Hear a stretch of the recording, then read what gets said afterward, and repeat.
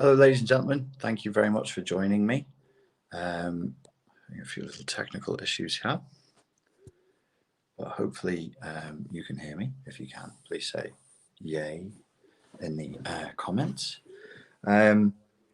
So it's good to be here with you.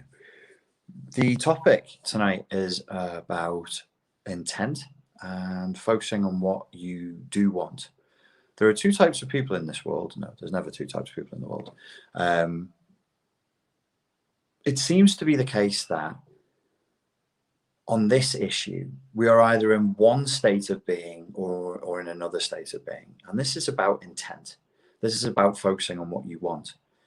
It seems to be you're either largely self-driven, largely you're doing what it is that you focused on and you've chosen to do, or largely you are on receiver mode and you're doing what other people want you to do. When we talk about this and we psychologize it, we could refer to it as codependency or people pleaser syndrome.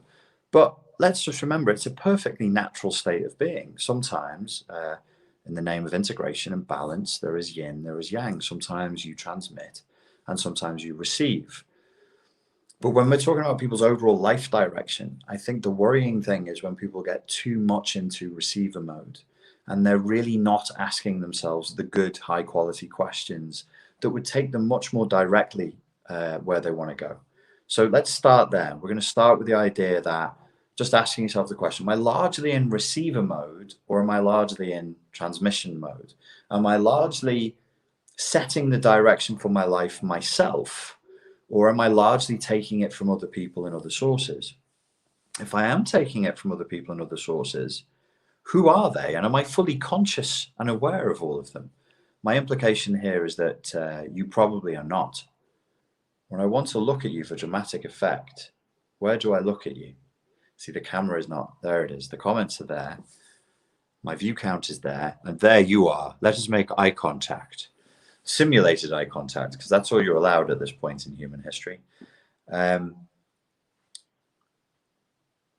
What flows from that idea would be if we assess that, we want to be more self-directed. How do you do that?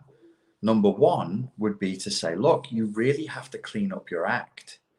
You really have to take some accountability and some sort of charge of yourself. I've said this in multiple ways, multiple times on my main channel, but it's a theme worth returning to. And I think it's because it's so easy to blow us off course. And I think we are blown off course. I'm not nostalgic for the past. I don't think there was a wonderful time in human past where people were free from dogma and propaganda and they just thought pure thoughts and lived their own lives. I'm not suggesting that. The first time I went to former Yugoslavia, I was talking to people in Bosnia and they would talk about the old times under Tito and the old music and how they would hang around in cafes. And yeah, it was tough and they didn't have much and it was pretty hardcore socialism, but life was good. And they said they are Yugo nostalgics. And I was like, oh, wow, that's a really cool. I've never heard of that before, that like you can have a title for something. You're nostalgic for a point in history. I'm really not. And I'm very skeptical about people who are. Like, I think that your memory of some, or for often it's like people who are LARPers, live action role players. They're saying like medieval, I don't know, the times of chivalry and knights was cooler, or maybe feudal Japan would be cool. And I'm like, that at certain points in feudal Japan, like you always imagine yourself a lofty samurai. What if you'd been just a peasant? If a samurai came along with a new sword and wanted to test his sword and you were there, he could cut you in half because you were a peasant and you were lower class than him. It wasn't a wonderful idyllic utopia for everyone. They might have produced good artwork and you might have some like high culture that's very distinct that comes from them. Not denying that, but let's not be silly. And yet I still would say we have a right to not complain, but to tell the truth and to state clearly, we are very messaged to. in a way that isn't comparable to any other time in human history. There may have been, like, if you were raised, I don't know, in a Jesuit orphanage, there may have been stronger, more violent, more all-inclusive, or you were raised in a straight cult. At some points you can't really tell the difference. That might have been stronger or worse in some way. But I'm saying the sheer weight of information and data that we have to deal with right now is unparalleled in human history. And it's stressful and it's anxiety inducing. And a lot of it's cliched and superficial and simplistic to blame it all on social media. But I think it's also very blind spotty, which is an adjective I just created, to say that social media isn't a very big part of it. Because look, what are you spending, not the collective, you, the individual watching me, what are you spending your time doing? Think about that. If somebody tracked you, or you can set your smartphone to track your smartphone usage or your social media usage, you can put timers in. What are you spending most of your time doing? Now, if you're consuming other people's material, it's not through social media. It's not like reading books. Reading books can also indoctrinate you, but you're really putting your consciousness, your awareness, your time and your attention in the hands of, well, quite frankly, strangers online. You're like a vulnerable child just going, oh yeah, I'll just go and hand my consciousness over to these people. Oh, I'll just go and hand my consciousness over. Well, hang on a second. Who are they? Do they want what's best for you? And even if they do want what's best for you, is this a good use of your time? So I think we need to start saying we must clean up our acts and we need to get off the hook. What is the hook? Well, hook is an addiction. What are we addicted to? We're addicted to the things. Typically, addiction would be going for something that has a short-term benefit with long-term pain, typically. You don't talk about meditation as addiction, typically. You don't talk about prayer as addiction, typically. You can talk about video games, pornography, gambling, social media, cocaine, drinking. These things you would talk about as an addiction, because the implication is, yes, it feels good now, but a long enough timeline, it won't feel good and it won't be good for you. So we need that little bit of accountability. We need that bit of self-discipline. And we need to start asking ourselves good questions like, what am I doing? What am I doing? At any point in the day, you can ask yourself, what is the point of what I'm doing right now? What am I trying to get done right now? I got asked this a couple of months ago by a friend of mine, Mohammed, and he said, what advice would you give to your 21-year-old self? And I was like, I would go back in time. If you could say one sentence, what would it be? And it was that I'd offer the question. I'd say, ask yourself the question, younger version of me, at any point in the day. Ask yourself, what is the point of what I'm doing right now? What are you trying to get done? Who are you doing this for? Who's got their fingers inside your head? Who's pulling your strings? And, the ego jumps up and says, nobody. I'm a free, unfettered, robust individual. I'm like a real life version of the lone Clint Eastwood character in those cowboy movies. Or I'm Toshiro Mifune in the Japanese films that the cowboy movies ripped off. You could be Toshiro Mifune, you can be Clint Eastwood, sure, inside of your own little fantasy, but of course you're not. None of us are. Why did they become heroes, by the way? What was so cool about being lone and cut off from everybody and, unable to talk, being extremely laconic, which comes from an old word for Sparta. Lacedaemon. So being laconic was being like a Spartan, having very few words, but the words you did say were to the point and they were cutting. And then you either whip out your samurai sword and chop off some ne'er-do-well scallywag's head, or you shoot him with your peacemaker, your cult. What's that about? What's that about? What fantasy is this? Why is that cool? Why do you watch that and go, oh, that's cool, I like that? Or nowadays you have John Wick. It's cool. It's fun. It's great fun. But like, why? Is it a fantasy of independence? Is it a fantasy of agency? Is it a fantasy of indifference? Do you need to live in a fundamentally sick world to think that that's a cool thing to be, to think that that's a fun thing to be? Do you need to have lost like tribal identity, a community sense of self, in order to think that that's the cool thing to be? Are you fundamentally irritated with people and irritated with life? Which French nihilist students wrote that hell is other people? Tell me in the comments. You win, of course, nothing, which is what you would have wanted. A large dose of nothingness. So we have to clean up our act. We need to become, if not unaddicted, less addicted. There is no good outcomes here unless we as individuals improve. And what I see online in the times that we're living through now, and it's tough. It's tough. It's tough everywhere. It's tough to varying degrees, but it's tough. Is a sense of agitation and frustration and despair. But I suspect a lot of that is sort of, it's an echo chamber, and it's a symptom of using the online apparatus to connect with other people. Apart from the fact that it alienates us from each other whilst giving us the simulation of connection, we're not really connecting. We're actually alienating. It's not social media. I think it was Sam Backman I first heard say it's unsocial media or anti-social media. So we get the feeling and the simulation of connection whilst actually becoming more and more alienated and more polarized and more radicalized.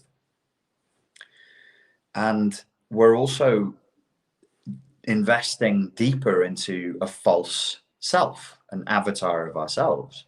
This is not good. Like we can't live like that long term. I'm going to hammer the problem for a few minutes more, and then we'll get straight into the solution. And I'm hammering the problem again and again because I know people need to hear it a couple of times before they really get it. It ain't safe. The things that most people do every day that they think are safe are not safe. People are walking around miserable, but they don't see that they're doing things that everybody else and the powers that be are telling them are normal. It's normal. It's safe. Keep going. Keep doing it. And it's not. And they don't make the connection. They're not like, oh, when I stay up until 2 a.m, messing up my hormonal levels and shining light into my eyes, scrolling through nonsense, and then I don't sleep very well, and I wake up later, and my sense of self, my self-respect, my self-esteem is diminished by the experience, and I'm biochemically dysregulated, then I become emotionally dysregulated. And then I'm in some cycle of self-loathing, emotional flashbacks, and self-sabotage. It's not a recipe for success, man. That's not a good way to be happy, I don't think. So we have to have some self-discipline, and we have to be aware that this thing that we're using is training us to think certain ways. Not just social media, like a lot of modern culture is training us to think certain ways, but that's how I would like people to see it. If you want to get better, is that it is an indoctrination. It's the Terence McKenna point. Culture is not your friend. It's not here to serve you. It's this culture that we're living through right now is there predominantly to get you to buy shit and vote for shits. There's not much else. And it's dehumanizing because the machine itself dehumanizes you. You're a number. You're a shell. You're a mark. So am I. I'm nothing. To them, I'm nothing. But I'm operating in this codependent dance with an abusive medium, with an abusive modality. And then afterwards, I feel like shit about myself. And those of you who know the lingo, you know something called projective identification. The more time I spend with my abuser, who's treating me like I'm an avatar of myself, the more I start showing up as that. And the more I start treating other people that way. And this is where we are. We're avataring each other. You're not you, and I'm not me. I'm a 42-year-old white male from the northwest of England, and therefore And therefore, there's that sneaky little thing that comes through, because that's what the algorithms do. They say, well, this guy is at a certain stage of his life. It's not conspiracy theory. This is open. It's out there. There are documentaries on Netflix about it. And then they watch how I post, how often I post, who I'm posting pictures with, and all the rest of it. And they make assessments about what to sell me and who they can provoke me to vote for based on my avatar. And what I'm saying is, as we use the matrix, as we use this supercomputer, this artificial intelligence, to titillate us, to amuse us, and to make us feel less lonely through this fake connection, so it is using us right back, but it's taking far more than it's giving. It's got its hooks in us. We're plugged in, and it's drinking our milkshake, and it'll drink us dry. It doesn't care. It is drinking us dry. It's drinking humanity dry. It's always on, never sleeps, never rests, never resets. It just grows. It feeds and it grows. And I'm saying we're in a codependent vampire, and in vampire lore, if the vampire doesn't kill you, what are you in vampire lore?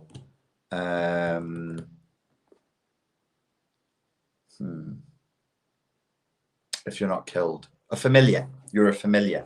So whatever the machine, whatever the beast, whatever the abuser, whatever the vampire is doing, you're doing that as well. It never sleeps. It just accumulates more data. It never sleeps. It just grows. We're part of it now. We're thinking like it. It's not, it isn't going to be like, oh, maybe just chill out and calm down. We don't need to eat so much. Maybe, maybe with the riots and stuff, maybe we should tone down this polarizing, extremism and radicalization of people just to keep them online. Maybe that's not fair. If you're waiting for that day, my friends, you'll be waiting a long time. One more thing. It teaches us to think in terms of remote control. And this is really sick, really, really sick and really dangerous. You go online, you order a pizza. You go online, you order a book. You go online and you try and date. It's like ordering a partner. You go online and you order an app. You go online and you say something and you get responses. In a sense, this is a kind of childish telekinesis. You're sat still, you're having a thought, you look at something with your eyes, your fingers flicker, and magical things occur in the world, and it comes to you. You are given things for doing very little. It's magic. It's a child's fantasy of being a Jedi Knight. You too can raise the X-wing out of the swamp if you just feel the Force enough. I think it, in essence, turns us into puerile, schizophrenic, multiple identity embracing and having aggressive, psychopathic, narcissistic control freaks who get stuck, conditioned into, not even addicted, just conditioned. With addiction, there's a payoff, or not. With conditioning, you don't even know why you're doing it. You just do it. So this is the conditioning. Conditioned to think that we can control other people and events in the world if we just just whenever you see it on a TV show or in a film, somebody's doing telekinesis or they have magical powers, they go like this. And if it's a really heavy object, they're like, oh, it's heavy, I need more power. So the actor does this. Because if it's just a Coke can, they go like that. But if it's a really big thing, they strain. As the world seems to be moving in a certain direction, as your bus seems to be going off the edge of the cliff, you've got a lot of people straining, but the straining manifests as tapping and the use of social media. And they double down and double down. And then the worst thing happens is people either get the impression that they've made a change in the real world, dangerous, because it reinforces this really sick pattern of behavior, or number two, and perhaps worse, they do get the change they were looking for in the real world. Well, they'll never stop now. I'm very optimistic about our future, very, for reasons we get into in another video. But I'm very optimistic about our future for a number of people, not the majority. I really think there are people who, it's politically incorrect to say it, but they're not IQ smart enough to even know what's being done to them. There are people who are not academically bright, but they still have raw intelligence, or at least street smarts, or at least nous, which is, it's what people from my neck of the woods call, if you're street smart, you have nous, or they used to. It's like old Scousers would say that. Have you got any nous? But it actually comes from gnosis. Gnosis, knowledge. Have you got any nous? Have you got, use your nous? Have you got gnosis? Do you have the wisdom? Do you have the knowledge to see? You don't have to have a PhD. You don't have to have a master's, but can you see? And I think most people can't. And there's people who are really high IQ who are also so propagandized and so indoctrinated, their IQ will help them not one iota. So I'm talking here about, if I'm saying people are too thick, I mean not academia bright or thick. I mean like in terms of gnosis, and some people are way too thick. Isn't that interesting as well? Actually, thick is like vibrationally dense. Thick, dense. You're in this. You're in the material world, so you're thick. You're dense. Oh, you could say you're dense. Yeah, they're really dense. They're really thick. They're really in this. They can't see beyond. They can't break out of the material. They can't break out of the dogma, the propaganda, and so they're stuck. Clean up your act, and you're off that hook. What's the solution? We have to dream better dreams. You say, well, that sounds really vague, really Disney, and really fantastical. And I would say, but excuse me, everything you see around you is a dream. Everything. Show me the thing that didn't start as a dream. This thing that we're using right now, me talking to you, this is a dream. This is the equipment, the apps, the technology. You know, when we talk about artificial intelligence, sometimes that overlaps into collective intelligence. There's just fucking millions of humans who put all the different components together that makes this happen. That's how I fly, by the way. That's how I fly, as a super cynical, existential nihilist who fears flying, because that's really not how I want to go out. That's not the way I want to go. And when I fly, I'm like, I know how fragile humans are, and I know how stupid people are, and I know how on the daily how frail people are. And I'm like, well, the pilot's probably done this, and the co-pilot's probably done that, and the engineers are probably doing this, and the baggage handler's probably doing that. But the way I comfort myself is like, it doesn't matter, because it's almost like an artificial intelligence at play here. It's not these men and women here today. Yeah, they're fallible. It's not the people in the control tower today. It's the millions and millions of humans that came before them, and the billions and billions of hours that were put into this skill. That's what's going to protect you. It may as well be a super powerful, you know, supercomputer artificial intelligence that's keeping you flying. Don't worry, Richard. That's how I rationalize it. But that's what this is. And it's all dreams. It's all dreams. My grandfather, who is the older I get, I realize he was more of an inspiration than I ever let on. He flew for the Navy. He flew in the Fleet Air Arm in World War II. And he was stationed to work with in the same area where there was an engineer who came up with the gyroscope, the concept of the gyroscope. And he was like, the guy was asleep all the time in his office, or he looked asleep. He was always napping. He was always dreaming. He was always dreaming. So the thing that lets pilots know when they're flying at rapid speed where they are in relation to the earth and how high they are, that's a dream. All of it's a dream. So we need to know what we want first, and we can just make that up. We have the right. Like, people keep asking me on this channel, like, where'd you come up with this concept? Where'd you come up with that? And I'm like, I made it up. I made it up. I'll use other people's dreams. I'll find good dreams, and I'll be like, that's a good dream. You know, I've referenced Pete Walker, the CPTSD from Surviving to Thriving book for years. I've used loads of that stuff. I use people's research. I've used Sam Vaknin's concepts. I've used, you name them. I've probably taken something from them. And they're their dreams. And then I build other things from that. It's all a dream. It's all a dream. Like, we shouldn't be afraid to dream. We shouldn't be afraid to say, this is my dream and this is what I want to have happen. We shouldn't be afraid to do that, but we can't stop there. It's not magic. It's not law of attraction.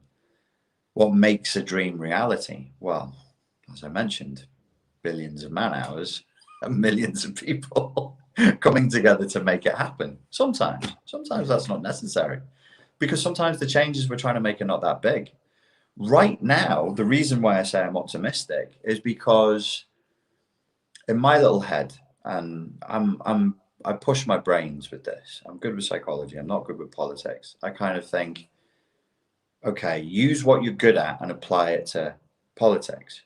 So if you had a client who was in this state, and this is where her love life was, her health was, her emotional dysregulation was, her addictions were, and she has a goal state. So she has the current state and the goal state. What needs to happen over how much time in order to get from point A to point B, realistically. And sometimes for some people, if we're being realistic, without major changes, the answer is like never. It would take 3 lifetimes. With major changes, we could do this probably in about 5 years. If I can convince this lady that this is really, really possible, because the problem is not that people won't do the work. I don't think so. The problem is most people don't even believe it's possible. They don't believe. They don't have that dream. That dream is dead. She's lived like that for years. She's like, I already tried therapy. I already tried chanting. And they don't believe. They've lost that flame of optimism that they can change. That's the barrier. But if I can convince her to believe, she'll make the big changes. The big changes are nothing. As long as she believes that there is the possibility of something better happening.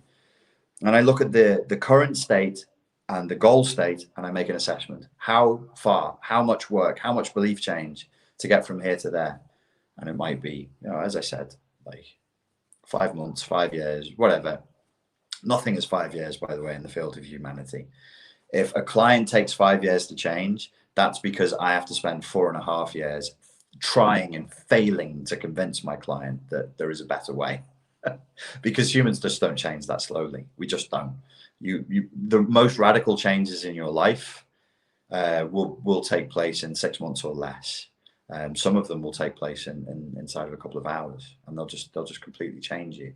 We're not slow creatures. We're rapid creatures. And I apply that principle to the broader picture of what we're living through right now. And I say, where are we now? And where do we need to be? What beliefs do we need to change? And what work do we need to do? And I'm like, you know what? It's not even that much. It's not really, there's not that much work we need to do. It's already been done. We've got so much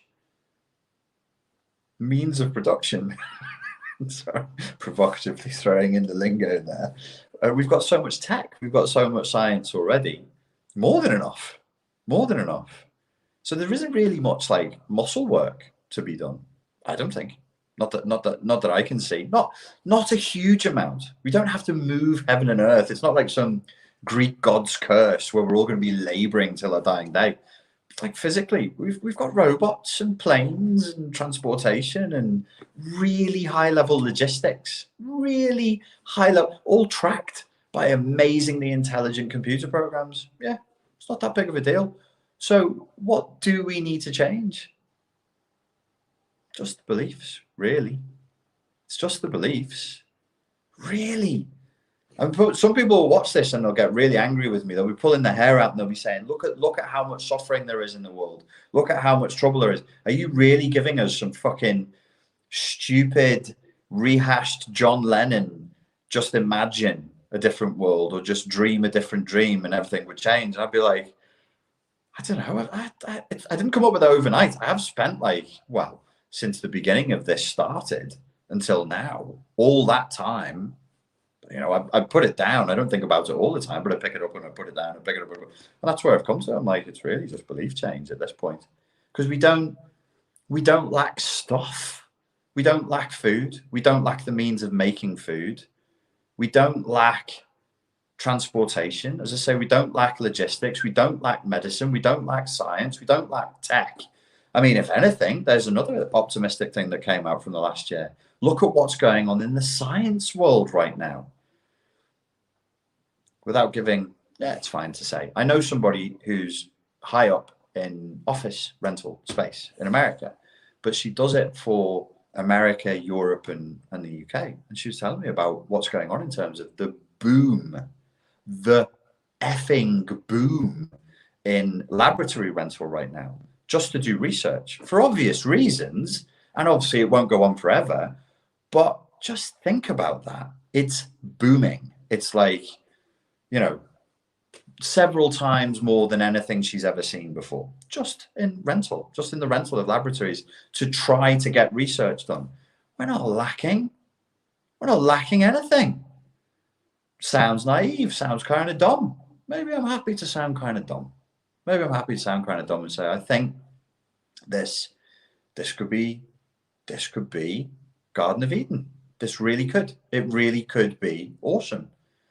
But we're going to have to let go of some beliefs. We're going to have to let go of some ways of doing things. We're going to have to let go of some ways of, when I say beliefs, let me be stronger than beliefs. Beliefs is like, oh, you know, let's believe about that, believe about this. Okay.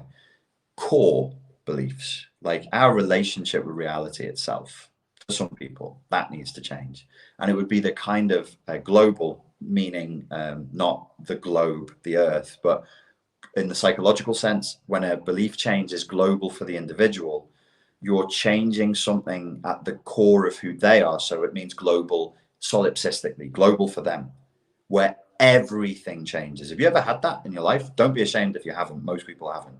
Most people have never had a psychedelic, traumatic, initiatory, disturbing experience where the whole of their perception of life changed. Very few have. So don't worry if you haven't.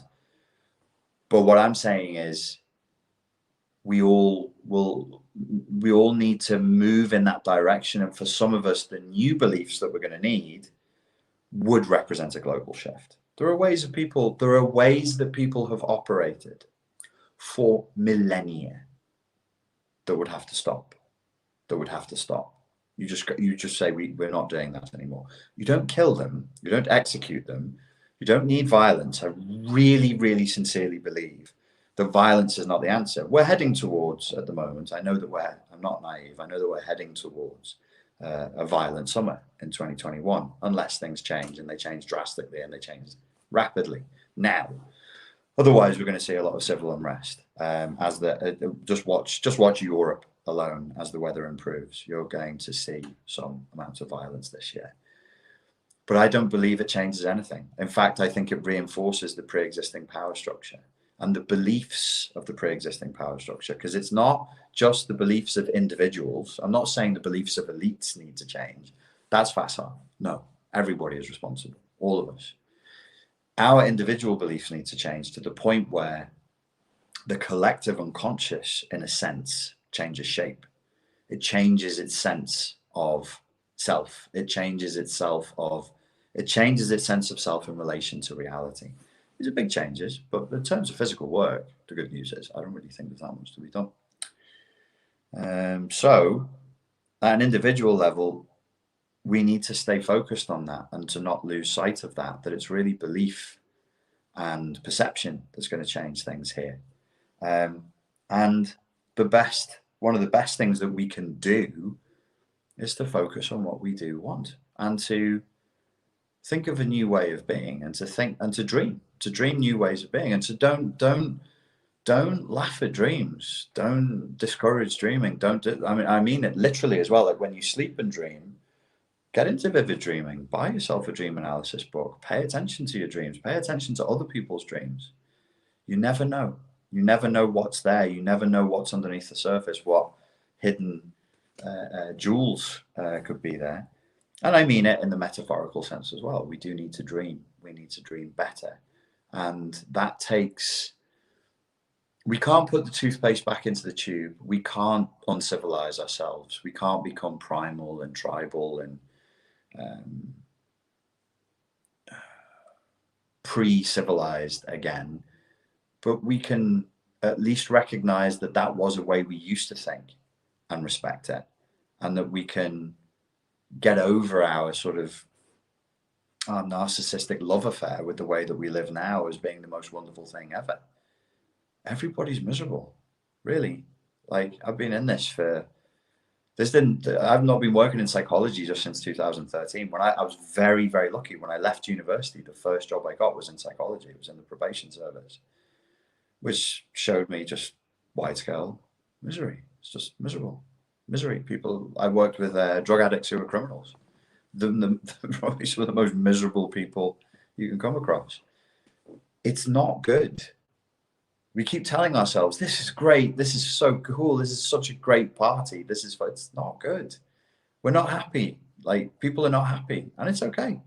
It's okay to feel unhappy. Don't feel shamed into being like, oh, I have to love this because there's food and, you know, I can buy like pre-made keto meals at the supermarket.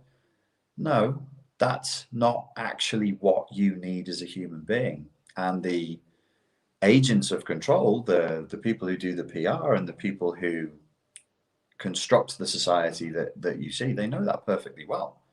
It's run by psychologists. It's run by people who are far more educated in psychology than I'll ever be in this lifetime. They know perfectly well what they're doing.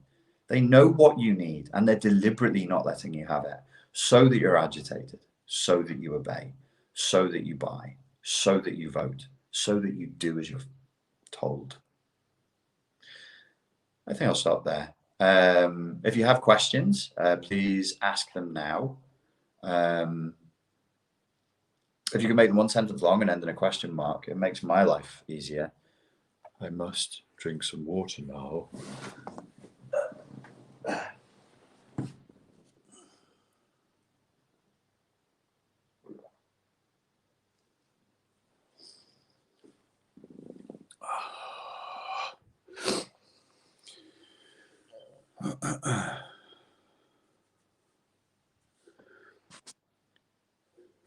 I'm an ICU registered nurse, says Sylvia, working, trying to save patients dying of COVID since last March. I'm not miserable. I'm blessed. And I love my life, and I'm doing everything I can to protect and honor it. I hope everyone would. Good for you, Sylvia. Manuela says, do you think the people who are getting mentally ill as a result of propaganda will ever recover? Yes, if they unplug. If they unplug, they will. Best method to deal with anxiety, stress, headaches. Well, I'm not a doctor, so if you have a physical problem, I suggest you consult with a qualified medical practitioner, just in case there is something physical there that's causing it. At the very least, you'd want to get your blood pressure checked, and then you might want to look at allergies. I know that some people with high blood pressure can get headaches from it. Some people have allergies to stuff that they take, and they think it's normal part of life. They can get headaches, so I'd get that checked. If it really is a result of somatization of stress, then you would want to be looking at what is causing you to feel stressed out, and you'd want to change it. You either want to change the thing that is causing you to feel stressed out, or you would want to change your relationship with the thing that is causing you to feel stressed out.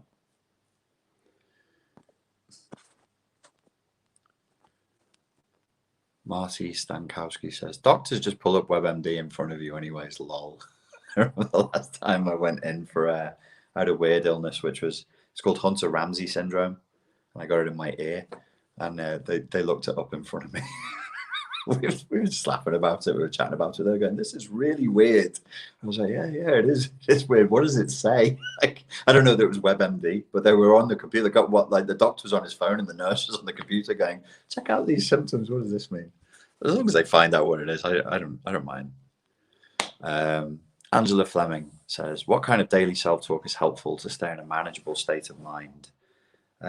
Well, probably self-talk that is at least managed, that is at least you're aware of, where you can look and you can say, is this helping me to get to where I want to get to? Is this helping me to move forward? Am I focusing on what I do want right now? Am I focusing on what I want, or am I focusing on what I don't want?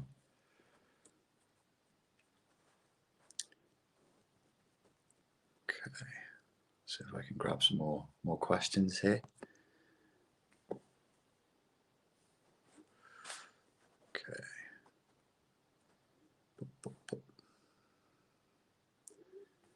Is there hope for the criminal drug addicts? Yeah, if you mean, do I have any sense of optimism that people can recover? Yes. But this is kind of a trap. I can get in so much trouble for this. It's not really that they're criminal or that they're drug addicts that's the problem. It's like when we talk about the homelessness problem, and it kind of implies that the problem that they have is that they don't have a home. We would need to reframe the whole thing.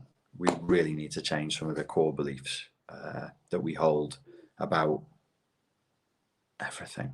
Everything would need to change, and then you definitely wouldn't have these kinds of problems.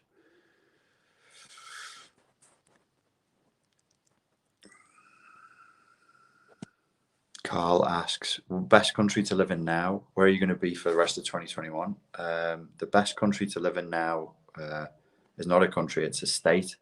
The best country that I've seen by far, well, the best country is the USA. I don't think Americans realize how bad it is in Europe in terms of the restriction on civil liberties, particularly between the two countries that I live between, which is the Czech Republic and the UK, and sometimes Spain, and it's bad there as well. Florida was great. Miami was fantastic. So maybe I should get myself that UN citizenship. Just joking. Huh. Ace asks, the best methods to deal with emotional flashbacks? Well, I'm glad you asked me, Ace. If you go over to spartanlifecoach.com, on the homepage there, you can sign up for my course, which is free, called How to Overcome Emotional Flashbacks. Thank you for asking, Ace.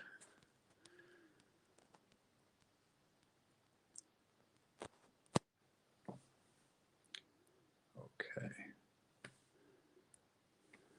Richard Bishop says, come to Texas and visit for a while. Everything is wide open starting March the 10th. No masks. I've been to Texas before. I like Texas. I feel like it's a place that I would like to spend more time and explore more of the people and the culture there for sure.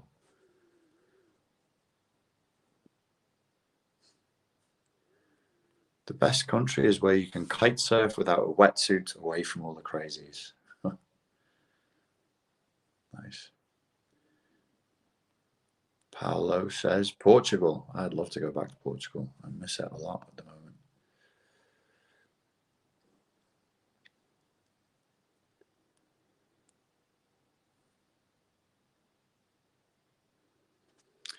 The emotional literacy course is especially for who? Well, it's especially for people who've become emotionally illiterate and who are out of touch with their feelings. So when people are emotionally illiterate, they typically can't define with words what feelings they're feeling. So you'd say to a client who's emotionally illiterate, how do you feel about that? And they'd be like, well, I think people shouldn't do that. And you go, yeah, but how do you feel about it? Well, pissed off, because I think people should, you know what I mean? Instead of getting into the nuance of your actual emotions, which is where the good data is. It's very helpful to learn to be more emotionally literate. It will help you to overcome any trauma in your life. There is never enough of emotional literacy. I quite agree. Texas would love to have you. Well, I would love for Texas to have me too. Okay. Any more questions? Mandy Mushroom says, do you think nature helps with mental health? And if so, how? It's funny, isn't it? Again, this is like a framing thing. Where to begin, my friend, with your good question? Well, for a start, like, it depends on what you mean by nature, eh? It isn't exactly clear to me what well, like when we say nature, we typically mean the outdoors, that which is not constructed by human hands and is sort of untouched, and there might be flora and fauna there. Why is that good for us? Because that's where we belong.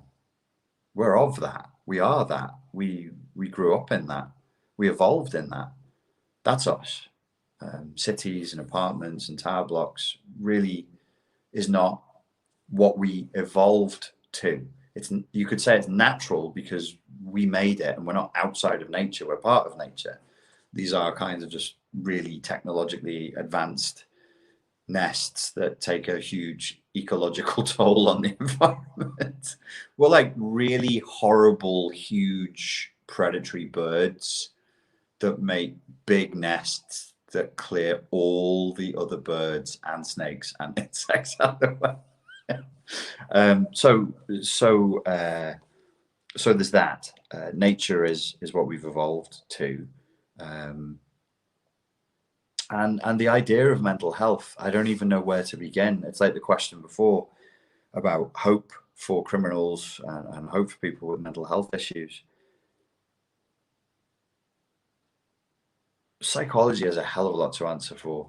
I'm not going to let this channel devolve into me ranting about the multiple poisons of psychology, but in the last year, I've really come to realize how poisonous psychological concepts are. I love Freud, I love Jung, but they made mistakes that were repeated by, I think, mostly well-intentioned people for decades, through millions and millions and millions of humans that have gotten into everything. We live in a psychologized world, and our worldview is psychologized, and it's not good. It's really not good. It's really not pH neutral. And so we have this concept now of like, well, what do you think about mental health? What do you think about the mental health issue? I'm like, what is that? You know, if we just, I'm not being obtuse. I'm not trying to be like difficult or pedantic, but I just sort of think it is useful to ask the question, like, what do we mean by that? What is it? It's because, so you can be mentally ill, you can be mentally healthy, you can be sane, you can be insane.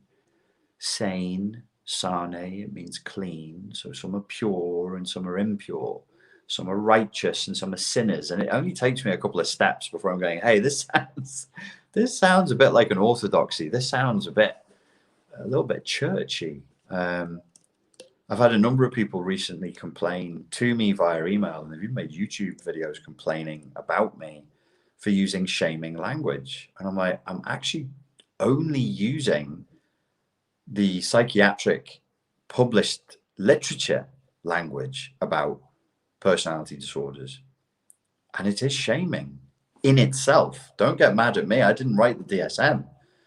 But if one human being says of another human being, there's something wrong with you, it doesn't matter how you frame that. It's a shameful, humiliating experience.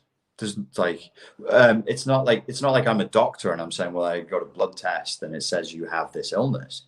It's not that. I'm actually saying your personality disordered. You're out of order. There is an ordered personality. Presumably me, the person who's diagnosing you, because if I'm also disordered, how the hell could I be diagnosing you as disordered? That wouldn't make sense. I would automatically be disqualified. You see what I mean? I'm not saying it's a moral judgment, but it damn sure isn't a blood test. It's not like you have boils because your blood is blah, blah, blah. Or like me, when I got the Hunter-Ramsey syndrome, my ear went black. Some people might have been ashamed by that. I wasn't ashamed by it at all. I was just like, wow, this is really weird and awful illness, because it screwed up my inner ear balance. So I was dizzy and sick for 5 weeks. It was brutal. So if I wanted to walk around the house, I was like lurching like a drunk sailor on a stormy sea. It was horrendous. But I didn't feel ashamed by that. It was just, people get sick. Like it's just something that happened. But when I say to you, your personality disorder, you have a thing wrong in the mind. How? What? How do you know? Did you test my neurotransmitters? Did you put a stethoscope on my brain? Where's my mind? What would you? How would you test that? It's in your brain. How do you know it's in my brain? Your mind could be in your spine. Your mind could be. It might not exist at all. It might be a complete social construct, its own fabrication. So, rambling now a little bit, but the whole thing of mental health, I'm like, what does it mean, and what's it come to mean? And people say like, oh, there's mental health issues. I'm like, what's that mean? What do we mean now? Because it becomes easy, it becomes facile, and the more it's used in not so sincere ways, in bad faith ways, like other people have spoken about this long before I did. There was a wave of people, there still is on social media, like celebrities suddenly being hashtag mental health.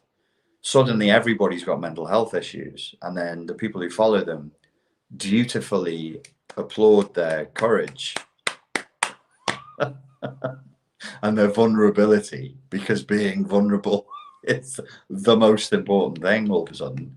And I just think, what are we doing? What is it? What does that mean? It's become a new social construct that's fetishized, and so I'm concerned about that.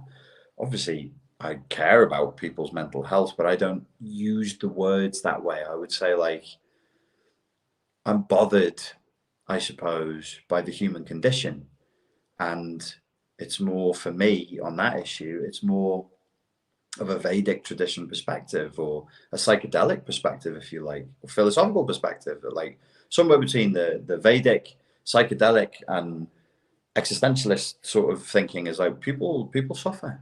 People suffer.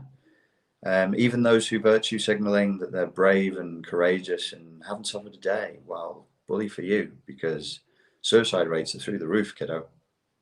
That's a fact. That's a fact. It's not all about you. So we need to acknowledge that.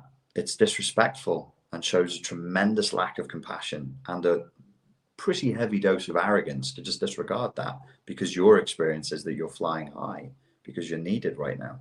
Bully for you.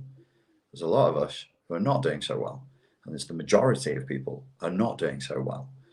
And we need to look at that. But why? Do they even have mental health issues?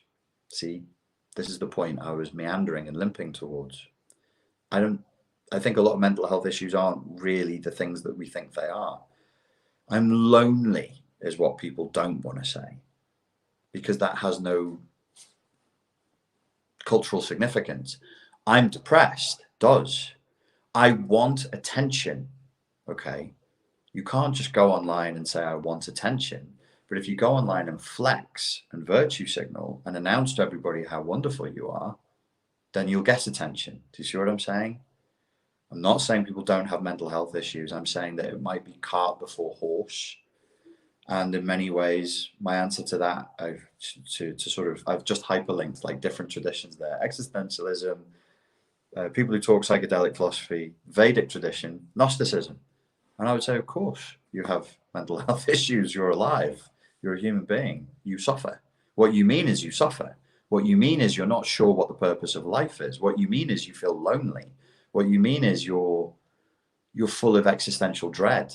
And I would just say, welcome to the club. Let's not call those things mental health issues. Let's just say that's an essential part of the human experience and we all suffer. And then let's agree as humans to reduce that suffering. And I really think that that's entirely possible. One of the concerns I have, not to turn this into a lecture about my view of mental health and psychology, but that we complexify things that don't need to be complexified for the sake of it. We generate content. We're content generating creatures. The DSM, I don't know, since it was first published, is it 5 times the size? Is it 10 times the size, 15 times the size? It just gets bigger and bigger and bigger with more and more content and more complexity, which is a kind of intellectual entropy in a sense, because intellectual integrity would lead to simplicity, not complexity. Corruption, deceit, exploitation leads to complexity. Bureaucracy leads to complexity and to more content. So we can simplify this stuff and we can go higher up the chain of causation and not be like, oh, My 15-year-old son is depressed. You go higher up the chain and we're like, your 15-year-old son lives in a time where almost everything is against him, telling him he's useless, not good enough, evil. He's exposed to highly traumatic imagery through the internet. He's exposed to highly toxic ideologies through the internet. My God, even schools now are passing on this nonsensical, vile, evil, corrupt, sometimes filth and nonsense and totally barbaric, anti-scientific, anti-intellectual poison. I don't know what else to call it. And the schools are handing it on. Yeah, I'm sure he's feeling a little bit out of sorts. But if you take him to me and I say, hey, Johnny, who's 15, I think did I say Johnny? Is he 15? He's 15. Fine, he's 15. You, along with every other failing that you've accrued in your life, guess what? You're also deficient. Now let's work on your deficiency, eh? What about if I just sat with him and I went, this is a really fucking weird time to be alive, kid? Or if I said to him, yeah, when I was 15, I was depressed as shit. Just like that. How's he going to feel? Which one's going to make him feel better? Johnny, come and sit down. I believe you've been referred here by your school counsellor because, as I understand it, you have depression. So let's talk about your depression. Do you ever think about killing yourself? No. Do you ever cut yourself? No. Do you ever have weird sexual, like, really? Like, is that going to make him feel good? Or he sits down and I go, Johnny, this is a fucked up time to be alive. When I was your age, I was depressed as shit. Yeah, being 15 sucked. But I got older and I got better. How does that feel for you somatically? How's that feel? Think about that. Why? One's a human connection with a person, and the other one is like treatment by an Archon or a Terminator or a robot drone. It's non-human. It's a completely inhumane way. And it's false, by the way. It's completely fucking false. There's nothing wrong with the kid. There's nothing wrong with him. Why, if his culture, his society, and his tribe is completely sick, and so he's a bit sad about that, I'll be like, oh, Johnny, you can't be sad. You fucking weird. Oh, I wasn't going to swear. Damn it. I got through 57 minutes without swearing. He's popped the lid now. Yeah, you little weirdo. You know what we need to do? We need to give you drugs. And these drugs are really powerful. And we don't actually really know what they do to a person over a whole lifetime of taking it for decades. But we know that one of the side effects of these drugs we're going to give you for depression could potentially be suicidal ideation and more depression. Yeah, take them anyway, lad. That's the same. That's our culture's answer. And you want to tell me our culture isn't sick? You want to tell me we don't have a problem? Maybe Johnny's just fine.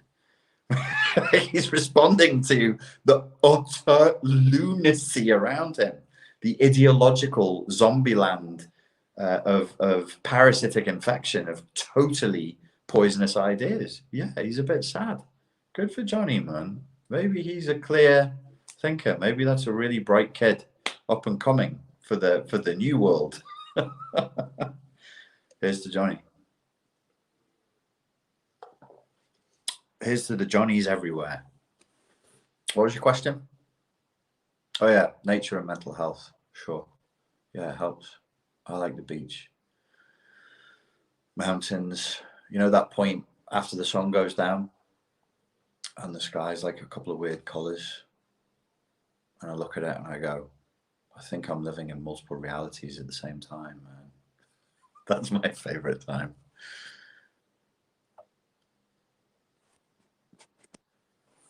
Question, says Ina Nova. Richard, do you think education can or must be free? Thanks. We would just need to define what education is first. We really have to decide what we want education to be, because right now it's a mixed bag. I worked in the British education system for 5 years, and I helped them to design programs initially to help students to learn gooder. For children who don't read good, and for teachers to teach better. And then it started, I did very, very well inside of like a couple of years of doing that. I was a keynote speaker at the National Education Conference in Birmingham, behind Tony Bazan. Might not mean much to, well, no, there's probably a lot of people who know Tony Bazan is. He's the guy who invented mind maps. And I was on the same schedule as him. I was like, damn, this is amazing.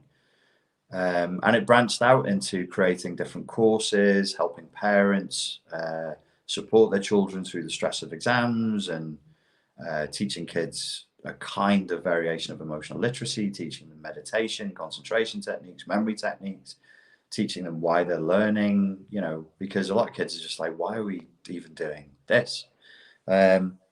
And so what I saw in the education system as time went by was like there was a failing to set the objectives properly. And so you had what felt to me like multiple objectives converging on each other and fighting with each other. And I was just like, okay, do you want factory workers? Do you want philosopher kings and queens? Do you want happy human beings? Do you want entrepreneurs? Do you want obedient taxpayers? What do you want? Because you have to choose, because these things fight with each other. And at the moment, you've got this weird mix. You wouldn't believe, like, somebody in the comments the other day was telling me about some weird thing that they're teaching at the school now. And they were like, oh, there's a psychologist who's come up with this concept and they're doing this. And I'm like, yeah, I've met some of those psychologists. These slack-jawed, weird, depressed, defeated, ill-dressed charisma of a stale fart having, no common sense having MFs.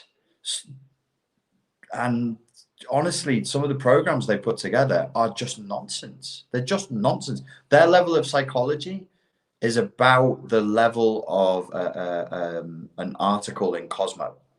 Seriously. And these things get into the education system. I've sat with these people. Some of the things that are taught in your education system that are labeled as psychology don't even come from psychologists. I sat on the boards in 2004 to 2009. Some of the designers of these courses aren't even psychologists. They are out-of-work actors, people who would be like on the Bill or on Coronation Street. I'm not making this up. I can name names. Voiceover actors, not the Toffee Crisp guy.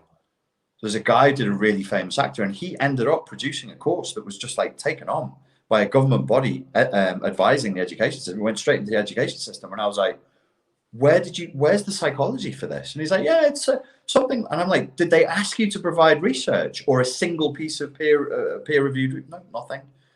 Who else was doing it? Out-of-work actors, voiceover actors, novelists, ex-policemen, ex-teachers, life coaches, ex-bankers. You wouldn't, if I told you, you would tell me I'm a liar. You would be like, Richard, you're lying.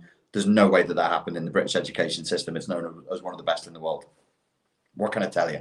We need to pick our objectives. We need to dream new dreams. We need to get clear. We need to get focused. What do we want life on earth to be about?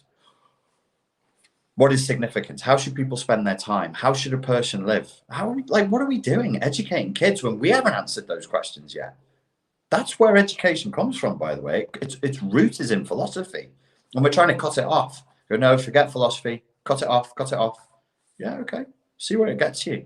A bunch of really confused, inability, attention deficit having, depressed, anxious, poor self-image, self-defeating, these poor kids. Have you sat in a classroom? See if you can if you've got kids in school, ask if you can get permission to sit in a classroom and try and learn what those kids are learning. I've done it because I've had to sit on other teachers to review them and other people who are doing the psychology courses and to review them. Not always, but in many schools, as an adult, it's an impossible learning environment. It is torture. I would call it psychological torture. It's horrendous. It's so uncomfortable. It's so loud. It's so boring. It's just awful, and it's unnecessary. It's totally unnecessary. It doesn't work, and we don't need to do it like that. But there you go. You get me on education, and you'll be in for a long rant, I tell you.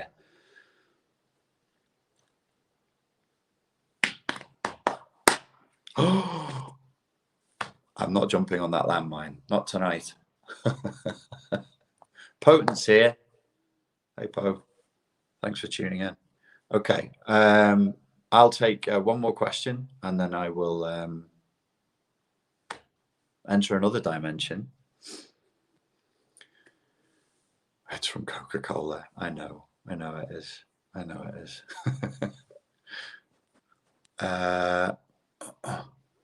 George Time says, the complexification of the DSM that you mentioned reminds me that the mathematical equations describing a geocentric solar system were very complicated. And then the heliocentric model simplified stuff. That's usually, that's a good note to finish on, actually. Intellectual advancement, usually, if it's genuine intellectual advancement, maybe in the comments, if I'm wrong, if there's a really good example, please tell me in the comments. It's usually gets simpler and simpler. So I remember, like, he'd say, people don't say it as much now, but like, oh, it's not that complicated. It's not rocket science, or it's not that complicated. It's not brain surgery. It's not that complicated. It's not rocket surgery, was the joke. You'd mix them up. And you look at like physics, thermodynamics. And I was looking the other day because I've got a brain and I can think, but I'm not like proper intellectual in that. My brain hurts if I try to get too intellectual, but I can think laterally and I can bring concepts together. So I looked at like the laws of thermodynamics and I was like, hey, have a go with this. Have a go with this, you know, kids. Look them up afterwards. They read like Vedic laws. They read like spiritual laws. You know, every action will have an equal and an opposite reaction. Well, that's the law of karma right there. Nothing within a closed system, nothing is created or destroyed. Only the energy changes form. Okay, that's a bit more spiritual. The law of dynamics doesn't say that. It's a bit more spiritual spin, but it says something close to that. And you think, God, these laws of thermodynamics, they're pretty zen, you know. They're pretty simple. Like, don't be intimidated. Don't think, fucking hell, thermodynamics. I'm not looking that up. Have a go. Look up the laws of thermodynamics, right? It's actually quite simple, and it's got a nice quality to it. It's kind of got a zen sort of a quality to it. So it does seem to be the case that as things move forward, they can be described in simpler and simpler terms if they're moving forward. The fake moving forward is complexity plus complexity plus complexity. And a lot of it is you just have very, very incompetent people in positions of power. That's the world. Somebody wrote, well, now we're having a conversation about who's qualified to teach or not. Yeah, we should do, mate. These are the minds of children. They're very impressionable. Are you just going to hand them over willy-nilly to dropouts?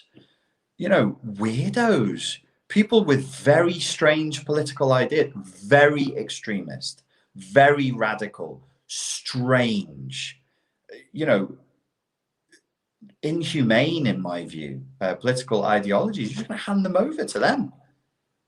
Well, I would say, if you do that, can you let me know where your boundary is? Where would you say stop? Where would you say, you know what? I'm not going to hand my kids' minds over to that person. That's too far. I'm not going to hand my children's mind. Do you have a boundary? This is what bothers me at the moment, is people don't seem to have any boundaries at all. They're like, well, if everybody's doing it, I guess everybody's doing it. I flipping well wouldn't if I had children. The reason I didn't have children, looking at the state of this flipping world. But if I had children, I wouldn't let them submit to that kind of brainwashing. I'd let kids deal with stuff that was hard, that was difficult and challenging to a degree, depending on their age. But I'm not letting them be subjected to anti-scientific, anti-fact nonsense. And neither should you. You have a right to ask who's teaching your kids. Ask it. You have a right to know what they're being taught. Make sure you enforce that right. Demand it, or it'll be slowly eroded and taken from you.